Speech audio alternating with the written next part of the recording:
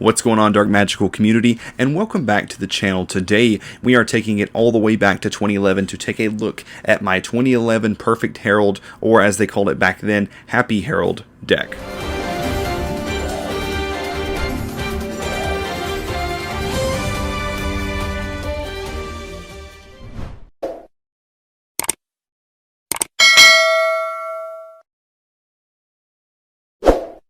What's going on, guys? Thank you all for being here with me today on the channel. As I stated in the beginning, we are going to be doing another roasting video. I think this is the 4th installment on this series. Hope that you all are enjoying this so far. I've definitely got a very, very good one for all of you today. This is my 2011 Perfect Herald deck, and this is pretty bad, guys. So before we get started here, make sure that you like, share, comment, and subscribe. Just motivates me to make more videos like this. Motivates me to be able to watch myself without throwing up, and actually be able to stay in the seat the entirety of the video without just leaving the room because of the sheer level of cringe that exists within these. So now that we've got that out of the way, also make sure to head on over to my friend TYP336's channel. He just has hit 1,000 subscribers and has actually already passed me. Big congrats to him, and definitely give him a sub and check out his content as well. So let's go ahead and get started here, guys, and let's see what I thought was good in Perfect Herald on June 13th, 2011. TYP336 here, sitting out here with team. Oh boy. Oh, this is the worst one so far. This is definitely the worst one. I didn't think it could get much worse than the first one, but somehow it did. So obviously this haircut was not in style or has ever been in style.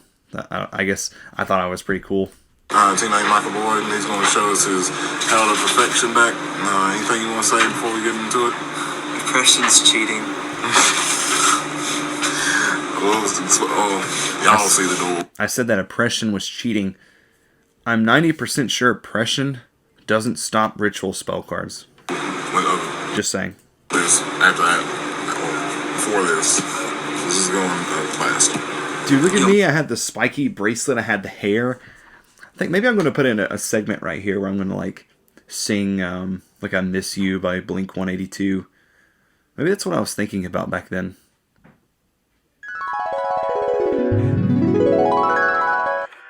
Hello there, the angel from my nightmare, the shadow in the background of the morgue, the unsuspecting victim of darkness in the valley. We can live like Jack and Sally if you want. So anyway, back to this. Let's just get this over with. Want me to start? Yeah. Start off with one Herald of Green Light. This is just because if you don't get to go first, New Ant Samurai, this is going to really help you stopping their smoke signal, their gateway, their dojo, whatever. Just negate stupid shit. Did I just say a curse word in this video? Like I ever do that in videos. I guess I really was edgy back in 2011. 3 Herald of Orange Light. It's just kind of necessary now. This guy's definitely, this is the only good thing about this deck, I'll guarantee it. And I only say that because Herald of Orange Light is still good by today's standard. Battery Beast is a really hard matchup for this. Plants are a hard matchup.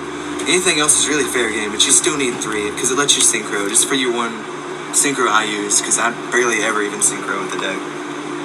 But that's that. One of whatever the hell this is. I really was cringy back then. Megami. It's just it's an easy 6-star for Herald. If you have 3 fairies in advance in your hand, you can send this and then drop Christia. 1 Marshmallow. This works good because usually by the time you draw this, Samurais have already used their hand and synchroed with it, so usually they won't be able to get over that. I feel like that's just terrible logic by Yu-Gi-Oh! Standard, even if it is like Marshmallow was at 1 at this time, so I mean I guess it was good, but like I still feel like the reasoning for playing that is just wrong. Everything about this video is wrong. Honest, kind of thinking about taking it out because I'm not really sure. It being at 1, you don't really draw it when you need it. 1 Relinquish. This is. Oh my gosh, why is Relinquished in here? Oh my gosh.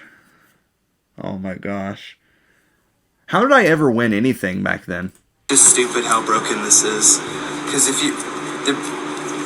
The biggest thing about the Does deck it is... dip? I'm like sitting there like, think. Why is Relinquish broken? It has a really hard time getting over 2,800. So you can drop this and take whatever they have that's over the 28 and use it against them. And it's really hard to get rid of because if you try to kill this, it kills the monster equipped to it. Then you have 2 Moki Mokis and a Smoke Ball. I'm looking for a Moki just got more support too. Maybe we'll go back to playing this. third one of these. Totally kidding. But you can run either 3 of these, 3 of these, or 3 Key Maces. It's just your player preference. I personally wouldn't run 3 of these just because it's a water and it kind of messes up Soul Impurity. 3 Mystical Shine Ball. It's like one of your most important. This isn't her perfect Herald. This is like brick, bro. Like this is perfect brick. How many bricks can you play in one deck? Key factors in setting up for Christia and Herald. You activate your Advanced Ritual Art, send off 2 of these two, and you drop Herald, then drop Christia. Tech card is 1 Light and Darkness Dragon, because usually by the time you draw this, you've either sent one of these off with Herald, or you have the other one and you can't summon it. So if you summon this, and it's gonna negate everything they do, and when it's getting melted down to nothing, it's gonna die, and you're gonna grab this, and they're not gonna have enough left to get over this after killing this. So that's why I use.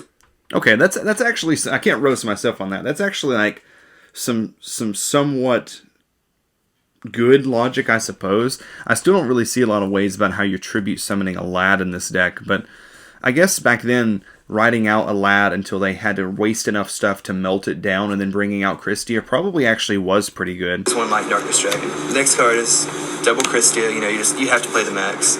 If you can get out Christia, Herald, and a Decree, usually you've got the game because they're not going to be able to get over it. 2 Soul of Purity. It regulates Graveyard for summoning Christia. It summons Herald Wadana the Herald, and it drops on 2 light monsters. You have 3 Sonic Birds and 3 Sonic Bird. Manju. That's 10,000 fantastic. AX.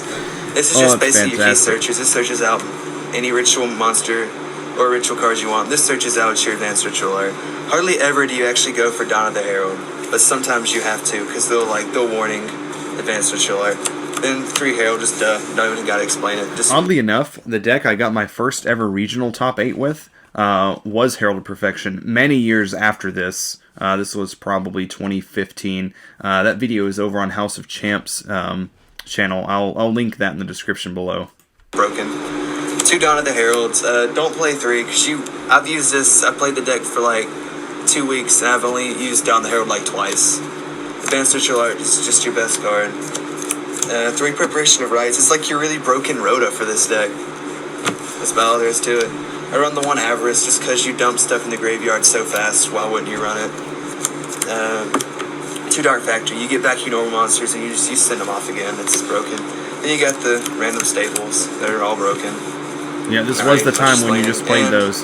When you just played those just because they were good. And you got 3 Decree. Just because Solemn Warning hurts the deck. I'll do a sample hand, I guess. Oh no, the last time I did a sample hand, I drew double Mally, what was it? It was like double Mally, oh my gosh, Spine Gilman, Ryzia, the Storm Monarch. I can only imagine how bad this is going to be. I'm probably going to draw a hand of 5 vanillas and be like, I'll set 1 pass. Yeah, that's pretty good. Since I'm on camera, I'll probably open up terrible. Yeah, the reason why I was opening up terrible most definitely was not just because I was on camera. It'd be such a fail. Probably will. Probably open up like triple Herald, double Christia. Drawn to Moki Moki. They're like summoned Moki Moki in defense mode. Before we see this brick... Oh, this guy 10 years ago said I've been wrecking with this on Dueling Network. Huh. Somehow I doubt that. Okay, alright. Well, at least we live. We have a marshmallow on.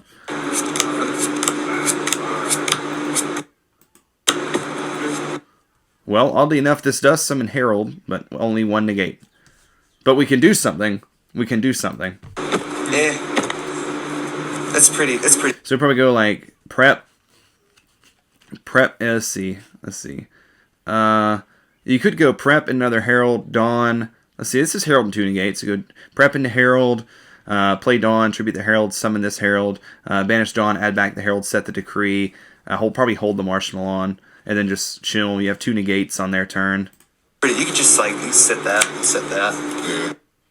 Or you can do that. Doesn't seem quite as good. Yeah. I actually feel like I didn't know that Dawn of the Herald had the effect to banish and add back. So that's pretty good opening. Anytime you usually open up with this, usually you're gonna win because you can just summon I didn't summon it. You don't have a way to summon it. it so easy. But that's the deck. It's 43 cards. And you can look me up on my YouTube channel, The Yu-Gi-Oh! Player. Please don't.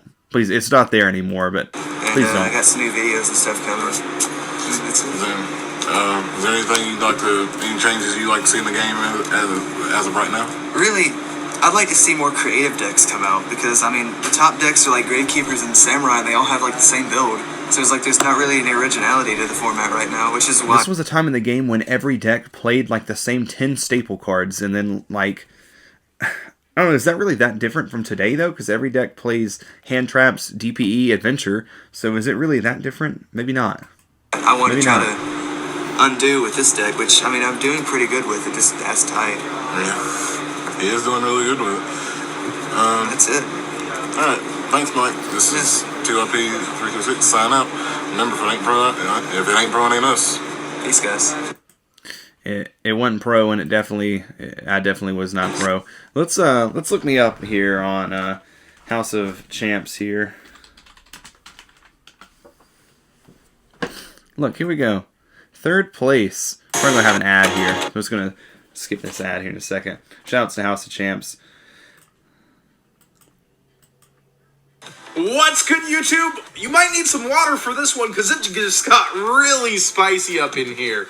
We have... So this was 3rd place finishing Herald with Stick Chair in 2016, November 7th, 2016 at a Concord Regional. And this was so much fun. Like, this is such an improvement over that deck. Like, looking back at this, I get so much nostalgia from this.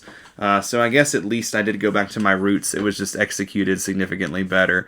A lot of people asked me, why did I never get on to Drytron when that deck came out? And truthfully, I really don't know. Like, that deck is really up my alley because it plays these cards. But no, who knows? You know, we can always find our way to Drytron at some point. So, if you like the video, guys, make sure that you like, share, comment, and subscribe if you want to see more roasting videos. There are so many more. I have a whole archive of cringy old deck profiles like that. So if you want to see them, I'm going to need you to sub to me. I'm going to need you to hit the like button, drop a comment, and let me know that you're enjoying it, because it is very hard to sit there and watch myself at how cringy I was 10 years ago. So thank you guys for watching. This is Mike from Dark Magical Gaming signing out, and we'll see you on the next one.